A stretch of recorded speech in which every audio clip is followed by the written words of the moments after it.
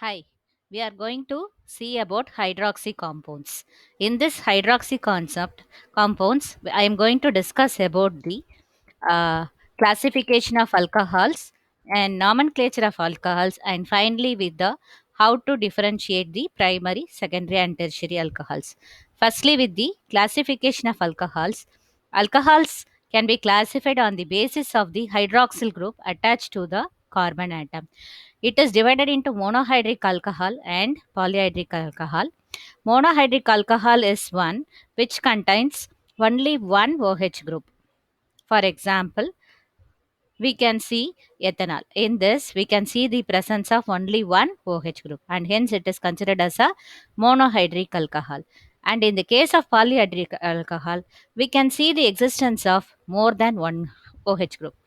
Monohydric alcohol, it is again classified into two groups, two types. One is on the basis of which the OH group is attached to the sp3 hybridized carbon, and in the other on the basis the OH group is attached to the sp2 hybridized carbon. For example, in the case of vinyl alcohol, you can see this double bond, it represents the sp2 hybridized alcohol. And again, this sp3 hybridized carbon, OH group attached to sp3 hybridized carbon, can be divided into three types. One is OH group attached to the alkyl group, the other is OH group attached to the allyl group, and finally with the OH group attached to the benzyl group. And now, if we consider this OH group attached to alkyl group, we can again classify all these three to first degree, second degree, and third degree. That is primary, secondary, and tertiary alcohol. And if it is a primary alcohol, we must know that it should contain CH2OH group. Here you can see the presence of CH2OH group, ethanol. And it is an alkyl group. Why it is an alkyl group? Because you can see the existence of single bond between the two carbon atoms. And again, secondly, it OH group attached to the allyl group. Allyl group is nothing but the presence of more than one bond, that is presence of double bond in the carbon atom. So here you can see the existence of double bond and only one OH group is attached, and again you can see the existence of CH2OH, and hence prop 2En1 all is an allyl group attached primary alcohol. And with the benzyl group, you can see C6H5, it is a benzyl group, and you can see the existence of primary alcoholic group CH2OH, phenyl methanol. Coming to the secondary alcohol, it is represented by the presence of CHOH group. Here you can see the existence of CHOH group and only one OH is attached, and it is prop 2 all.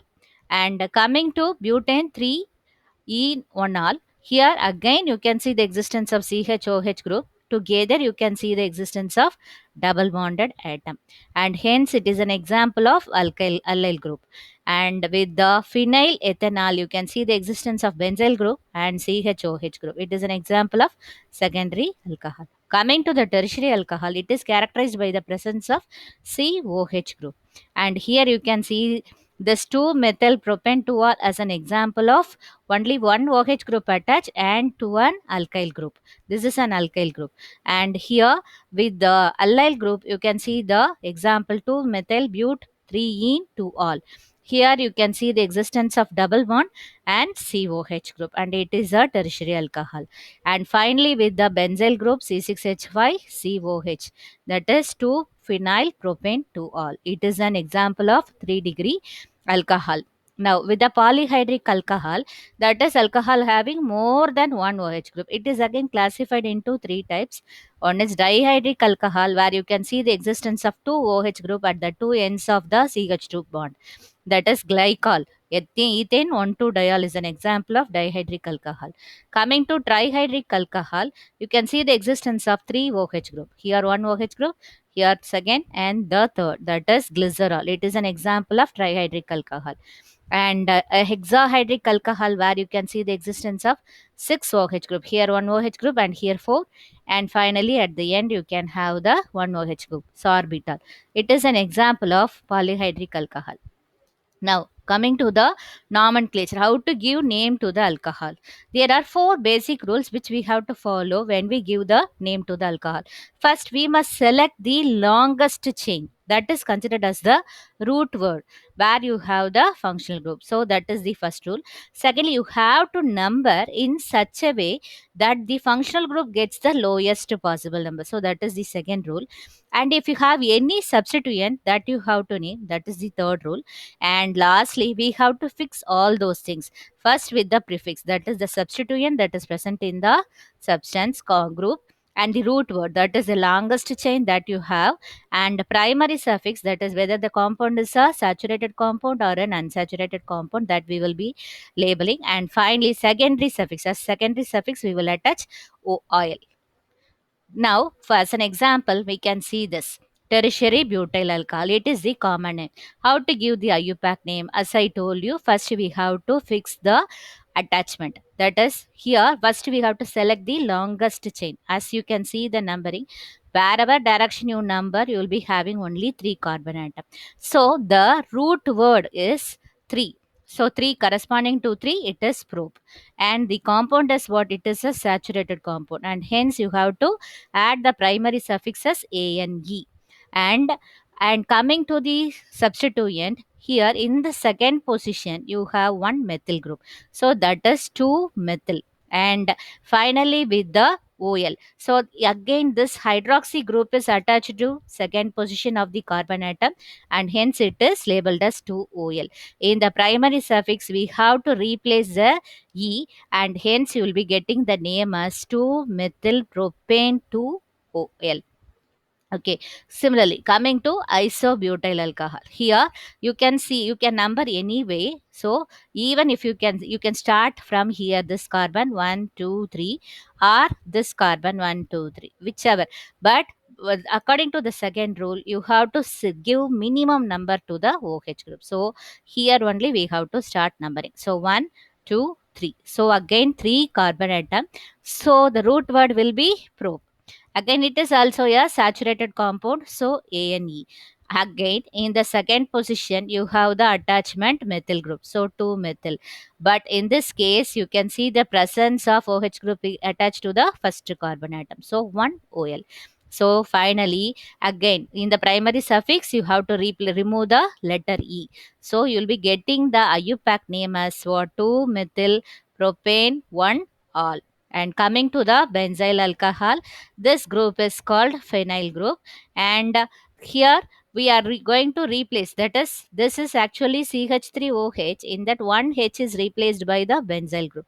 So the parent is methane. So methane. So in this, again you remove the E and you give the name as what? Phenyl methanol. So this is how you name the alcohol. So the concept is what? First you have to find out what is the attachment in the group. Secondly, you have to find which is the parent carbon and longest chain. And finally, you have to do which is whether it is a saturated compound or an unsaturated compound. And finally, as you have OH group, you have to label it as OL. You have to finish it at OL. Now, next is with the differentiation. How to differentiate primary, secondary, and tertiary alcohols by experiments. So, first test you have is Lucas test.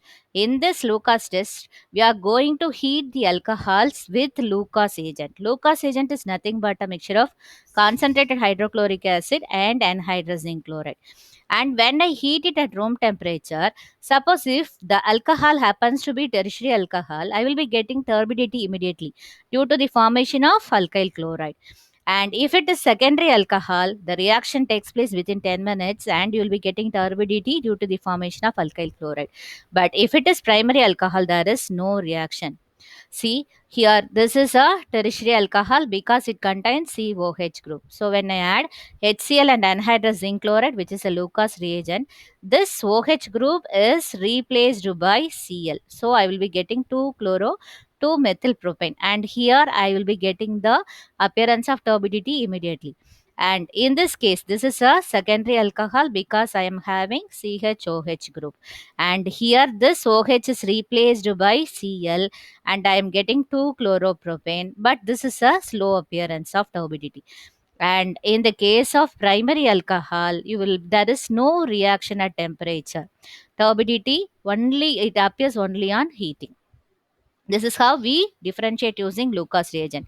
And secondly, with the Victor Mayer test. So in this test, we are going to form different nitroalkanes, and from that we will be classifying the alcohol. So first, alcohols we will be treating it with iodine and phosphorus and converting that into alkyl iodide.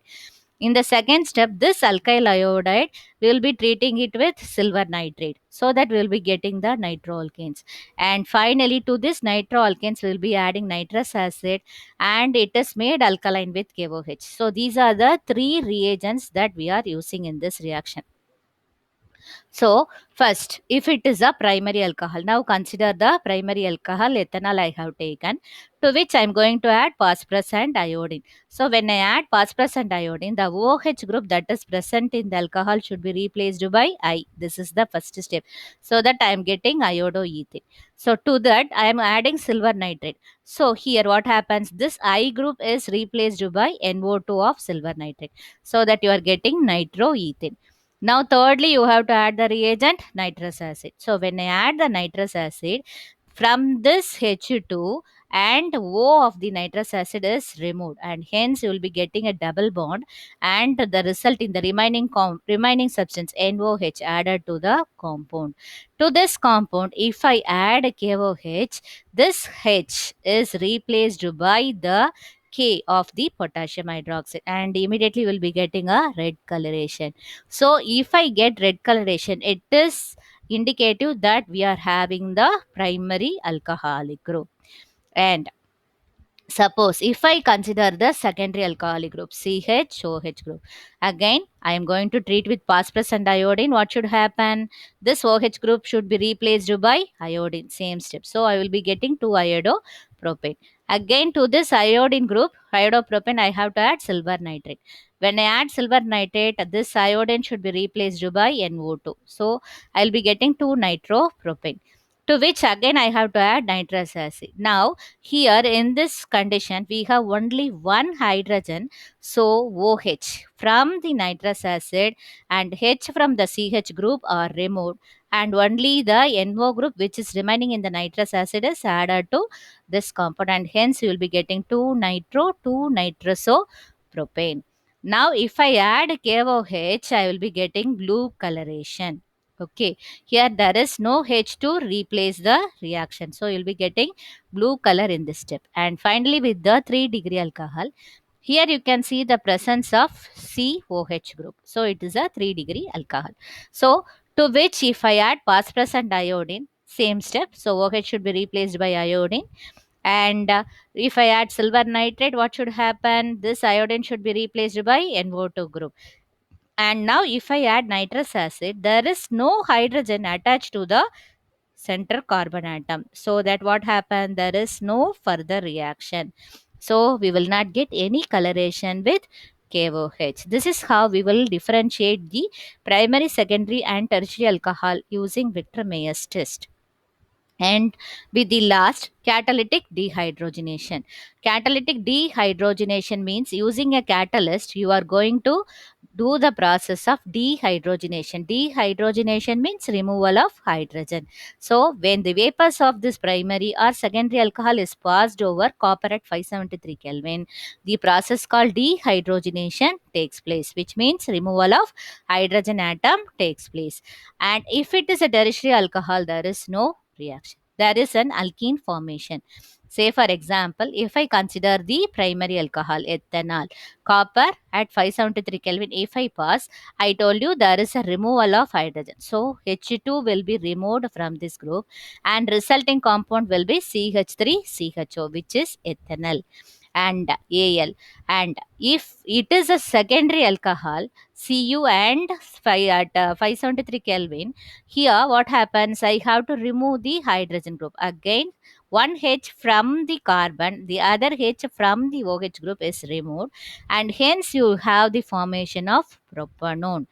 But in the case of tertiary alcohols, instead of dehydrogenation, I will be having the process called dehydration, which results in the formation of alkene. So when I pass a tertiary alcohol over copper at 573 Kelvin, So here water should be removed. So water that is H2 from one of the CH3 group and OH will be removed. So CH3 CH3 double bond CH2 resulting is 2 methyl prop 1 E.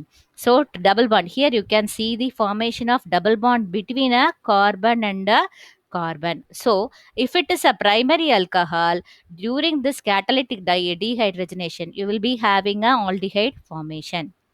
And if it is a secondary alcohol, during this catalytic dehydrogenation, you will be having a ketone.